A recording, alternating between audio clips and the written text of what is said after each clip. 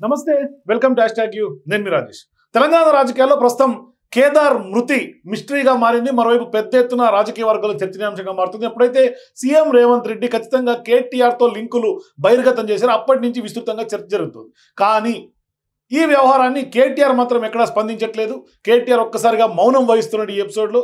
ఇప్పటిదాకా తీవ్ర స్థాయిలో అన్ని అంశాల్లో టచ్ చేస్తూ కొంత వివరణిస్తూ ఆరోపిస్తూ వస్తున్నటువంటి కేటీఆర్ ఎందుకు ఒక్కసారిగా కేదార్ మృతిపైన ఆయన వివరించుకునే ప్రయత్నం చేయట్లా, మరోవైపు ఆయన కనీసం కౌంటర్ కూడా చేయట్లేదు, అసలు ఏం జరిగిందో చెప్పే ప్రయత్నం కూడా చేయట్లా. కానీ వాస్తవానికి కేటీఆర్ అండ్ టీమ్కి ఖచ్చితంగా ప్రొడ్యూసర్ కేదార్కి లింకులు ఉన్నాయి, బిజినెస్ పార్ట్నర్స్ అంటూ కూడా పెద్ద ఎత్తున కాంగ్రెస్ పార్టీ ఇవాళ ఆరోపిస్తుంది. అయినప్పటికీ ఎక్కడ కూడా కేటీఆర్ కానీ బీఆర్ఎస్ పార్టీ నాయకులు కానీ ఎక్కడ కూడా నోరు మెదపనటువంటి పరిస్థితి. అసలు ఎందుకు నోరు మెదపట్లేదు, సైలెన్స్ ఎందుకు మాట్లాడదాం. మనతో పాటు రాజకీయ విశ్లేషకులుగా ఉన్నటువంటి జకీర్ గారు జాయిన్ అవుతున్నారు. సార్ నమస్తే. సార్, అన్ని వ్యవహారాల్లో బీఆర్ఎస్ పార్టీ ఒక అడుగు ముందుకేసి ముందుగానే కౌంటర్ అటాక్ చేస్తోంది, మాట్లాడుతున్నారు, విమర్శిస్తున్నారు. కానీ కేదార్ మృతి పట్ల సీరియస్ అలిగేషన్స్ వచ్చినా ఎందుకు ఈ సైలెన్స్? ఇప్పుడు కేటీఆర్ సైలెన్స్కు సంబంధించి మనం ఏమనుకోవాలంటే, సాధారణంగా మనకు ఒక నానుడి ఉంది, అంటే మౌనం అంగీకారం అని అంటాం, మౌనంగా ఉండడం కూడా అంగీకారం అంటాం. మరి అట్లా అనుకోవాలా? ఇప్పుడు ముఖ్యమంత్రి రేవంత్ రెడ్డి చాలా పిన్ పాయింట్గా ఒక ఆరోపణ చేశాడు. ఆ ఆరోపణ ఏమిటి? కేదార్ అనే నిర్మాత ఎవరైతే గత సంవత్సరం రాడిసన్ బ్లూలో దొరికిన 10 మందిలో, డ్రగ్స్ కేసులో దొరికిన 10 మందిలో ఒకరు. అతను దుబాయ్లో సస్పీషియస్ డెత్ అయినప్పుడు, అనుమానాస్పద పరిస్థితులు చనిపోయినప్పుడు ఆ సంఘటన వివరాలు ఇంకా మనకు తెలియవలసి ఉంది. ఎట్లా చనిపోయాడు పక్కన పెట్టండి, ఆ ఇష్యూ వేరు. అతను ఎట్లా చనిపోయాడు ఏంటంటే వాళ్ళు పోలీసులు చెప్తారు, ఇన్వెస్టిగేషన్లో వస్తుంది బయటికి. బట్ ఇక్కడ పొలిటికల్ కాంటెక్స్ట్ ఏంటంటే, వన్స్ ఒక ముఖ్యమంత్రి ప్రధాన ప్రతిపక్షానికి సంబంధించిన వర్కింగ్ ప్రెసిడెంట్ పైన అటువంటి ఆరోపణ చేసినప్పుడు, కేదార్ అనే నిర్మాత కేటీఆర్ వ్యాపార భాగస్వామి, బిజినెస్ పార్ట్నర్ అని ముఖ్యమంత్రి రేవంత్ రెడ్డి స్వయంగా ఆరోపించాడు. దానిపైన కేటీఆర్ స్పందించాలి. కేటీఆర్ అయిన దానికి కాని దానికి మనం చూస్తుంటాం ట్వీట్లలో ప్రతిరోజు లేదా 2 రోజులకు ఒకసారి ఏదో రకమైన అంశం మీద రేవంత్ రెడ్డిని తిట్టడానికో, లేకపోతే కాంగ్రెస్ పార్టీ వైఫల్యాలను ఎత్తి చూపడానికో సంథింగ్ ఎప్పుడు ఆయన యాక్టివ్గా ఉంటాడు సోషల్ మీడియాలో. దాన్ని మనం కాదనడానికి లేదు.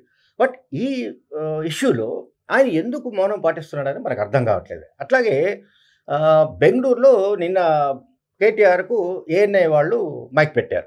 మైక్ పెట్టి వాళ్ళు 2-3 అంశాల మీద మాట్లాడారు. ఈ అంశాన్ని కూడా టచ్ చేశారు. నేను అది బయట చూశాను. ఆ బయటలో కూడా ఆయన ఏంటంటే వీలైనంత వరకు ఆ పర్టికులర్ అంశాన్ని దాటి వేయడానికి ప్రయత్నించడం నాకు అర్థమైంది. అంటే కేటీఆర్ ఏం చెప్పారంటే, ఇన్సిడెంట్ ఏదున్నా ఎలాంటిదైనా ప్రభుత్వం, ఈ రేవంత్ రెడ్డి ప్రభుత్వం ఎటువంటి విచారణ జరుపుకోవచ్చు అని మాత్రమే ఆయన కామెంట్ చేసి వదిలిపెట్టేశాడు. ఇప్పుడు ముఖ్యమంత్రి రేవంత్ రెడ్డి చేసిన మరొకరు ఆరోపించినా కూడా, ఇక్కడ ముఖ్యమంత్రి అని పదే నేను ఎందుకు చెప్తున్నానంటే, రాష్ట్రానికి ఒక ముఖ్యమంత్రి హోదాలో ఉన్న వ్యక్తి ఆరోపించడం అంటే ఆ ఆరోపణలకు సీరియస్నెస్ ఉంటుంది. ఓకే, రైట్, ఆయన అబద్ధమే చెప్పాడు అనుకుందాం, ఆ ఆరోపణలు నిజం లేదనుకుందాం, అది చెప్పాలి కేటీఆర్. నాకు కేదార్ అనే నిర్మాతకు ఎటువంటి సంబంధం లేదు అని డిలే చేయాలి, నాకు ఎటువంటి వ్యాపారాలు లేవు, ఆ వ్యాపారాలు అతను భాగస్వామి కాదు అని చెప్పాలి. ఇక్కడ ఎందుకు చెప్పలేకపోతున్నాడు, లేదా కేటీఆర్ తరపున బీఆర్ఎస్ పార్టీ ఎందుకు స్పందించలేకపోతుందంటే, దీంట్లో ఉన్న ఒక కిటుకు ఏంటంటే, ఈ కేదార్ అనే నిర్మాత డ్రగ్స్ కేసులో అక్యూజ్డ్. రెండోది, ఆయన రకరకాల బినామీ వ్యవహారాలు చేస్తున్నాడు, రియల్ ఎస్టేట్ వ్యాపారాలు చేస్తున్నాడు, అట్లాగే హవాలా వ్యాపారాలు చేస్తున్నాడు. చాలా మంది పెట్టుబడులు పెట్టినటువంటి వాళ్ళు కూడా ఉన్నారు అనేది కూడా బయట. అదేనండి, ఇప్పుడు బీఆర్ఎస్ పార్టీలో ఎవరైతే చక్రం తిప్పారో 2014 నుంచి 2023 వరకు కేసీఆర్ హయాంలో చక్రం తిప్పిన వాళ్లలో ఒక 10 మంది మాజీ ఎమ్మెల్యేలు ఇప్పుడు, అందులో ఆ 10 మంది నెలలో 5-6 సార్లు దుబాయ్కి వెళ్తున్నట్టుగా సమాచారం వస్తుంది. వాళ్ళు ఎవరు అనేది తెలియవలసి ఉంది. వాళ్లకు కేటీఆర్కి ఏమైనా సంబంధం ఉందా తెలియవలసి ఉంది. కేటీఆర్ వెళ్లకుండా కేటీఆర్ తరపున ఎవరైనా మాజీ ఎమ్మెల్యేలు ఇటువంటి ఆపరేషన్ చేస్తున్నారా, అంటే అటువంటి నెట్వర్క్ను నడిపిస్తున్నారా, ఆ నెట్వర్క్లో ఇతను ఏమైనా భాగస్వామ్య, వీళ్ళ మధ్య ఏదైనా వ్యాపారాల్లో పుసగగా, డబ్బు లావాదేవీల్లో పుసగగా, మరేదైనా రూపంలో అతను చనిపోయే విధమైన వాతావరణం కల్పించారా, ఏం జరిగింది అనేది మనకి ఎవరికి తెలియదు. కానీ ఇక్కడ ఇప్పుడేంటి మనకు ఏమర్థమవుతోంది, టీఆర్ఎస్ హయాంలో వేలాది కోట్ల రూపాయలు ఏదైతే అక్రమంగా వీళ్ళు సంపాదించారో, సంపాదించినట్టుగా ఆరోపణలు వస్తున్నాయో ఈ డబ్బంతా కూడా వాళ్ళు దుబాయ్లో రియల్ ఎస్టేట్ లేదంటే గోల్డ్ బిజినెస్ అట్లాగే చమురు వ్యాపారాలు ఆయిల్ బిజినెస్లో వీటిల్లో వీళ్ళంతా పెడుతున్నట్టుగా కూడా ఇప్పుడు కథనాలు వస్తున్నాయి. సో వీటన్నిటికి సంబంధించి ఒక నెట్వర్క్ పటిష్టంగా దుబాయ్లో నెలకొల్పారు. ఈ నెట్వర్క్ అంతా నడిపిస్తున్నది ఎవరంటే కేదార్ అనే వ్యక్తి. ఈ కేదార్కి ఏంటంటే అంతకు ముందు నుంచి కూడా ఇతనికి వ్యాపారాల్లో కొన్ని సంబంధాలు ఉండడము, వ్యాపారాలు చేయడంలో ఈ హవాలా అండ్ క్రిప్టో ఈ సంబంధించిన రూపంలో డబ్బును దేశ సరిహద్దులను దాటించడంలో కూడా అతను ఎక్స్పర్ట్ అని కూడా కొన్ని కథనాలు వస్తున్నాయి. ఇందులో నిజాలు ఏమిటనేది దర్యాప్తులో తప్ప తేలే అవకాశం లేదు.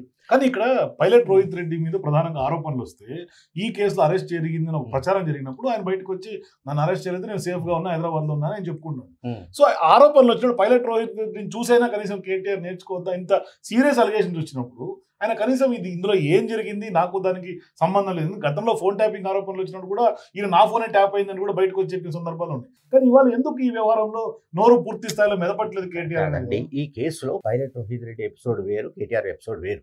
పైలట్ రోహిత్ రెడ్డి ఏమో అక్కడ ఆ ఫ్లాట్లో కేదార్ అనే వ్యక్తి చనిపోయిన ఫ్లాట్లో 4 రోజులుగా మకాం వేసిన మాజీ ఎమ్మెల్యే ఎవరు అన్న చర్చ జరిగినప్పుడు పైలట్ రోహిత్ రెడ్డి పేరు ముందుగా బయటకు వచ్చింది కనుక ఆయన ఏమిటంటే వీడియో రిలీజ్ చేశాడు.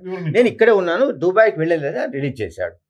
అట్లాగే మరికొంతమంది ఎమ్మెల్యేల పేరు కూడా వచ్చాయి, మాజీ ఎమ్మెల్యేల పేర్లు వచ్చాయి. అందులో ఎవరున్నారు ఏమిటది ఇప్పటిదాకా మనకు తెలియదు. దుబాయ్ పోలీసులు దాన్ని బయటికి చెప్పలేదు కనుక మనకు తెలియదు. సో కేటీఆర్ ఎపిసోడ్ వేరు. కేటీఆర్ అతను చనిపోయిన నిర్మాతకు వ్యాపారంలో వీళ్ళిద్దరు భాగస్వాములు అన్నది ఆరోపణ కనుక కేటీఆర్ బామరితో ఉన్నాయని వస్తున్నాయి. బీఆర్ఎస్ పార్టీకి సంబంధించిన మరికొంతమంది ముఖ్య నాయకులతో సంబంధాలు ఉన్నాయని వస్తున్నాయి. ఈ డబ్బు ఏదైతే అక్రమంగా ఇక్కడ సంపాదించారో ఈ డబ్బు అంతా కూడా సమ్వేర్ ఎక్కడో చోట ఇన్వెస్ట్మెంట్ చేయాలి. డబ్బంతా కూడా తీసుకెళ్ళి ఎక్కడో చోట డంప్ లాగా ఒకటి బావితవి అందులో పూడ్చలేరు కదా, దీన్ని వైట్ చేయాలి. వైట్ చేయాలంటే వేరే దేశాలకు వెళ్ళాలి. వేరే దేశాలకు వెళ్ళాలంటే మళ్ళీ హవాలా అండ్ క్రిప్టో కరెన్సీ వగైరా ఇటువంటి చాలా రూట్స్ ఉన్నాయి. సో ఇటువంటి నేరపూరితమైన వ్యవహారాలు జరిగాయని కూడా బయటకు బలంగా వస్తున్న కారణంగా సో కేదార్ అనే వాడితో తనకు సంబంధం ఉన్నట్టు కానీ, తనకు అతను తెలుసన్నట్టుగా కానీ, తనకు ఆ వ్యాపారాల్లో తాను భాగస్వామిగా ఉన్నానని కానీ లేదని కానీ ఏది చెప్పడానికి కేటీఆర్కి ఇబ్బందులు ఉన్నాయి. వీడియో మొదట్లో మాట అన్నారు, మౌనం అర్థం అంగీకారం. సో ఇప్పుడు ఈ నేపథ్యంలో ఈయన సైలెన్స్ చూస్తుంటే ఈ నేరాన్ని అంగీకరించినట్టేనా? అంటే ఇప్పుడు ఇక్కడ నేరం అని నేను అనట్లేదండి. నేరపూరిత చరిత్ర ఉన్న నిర్మాత చనిపోయాడు. ఆ డ్రగ్స్ లాంటివి కేసులో ఉన్నాడు కనుక మనం నేరపూరిత అంటున్నాం.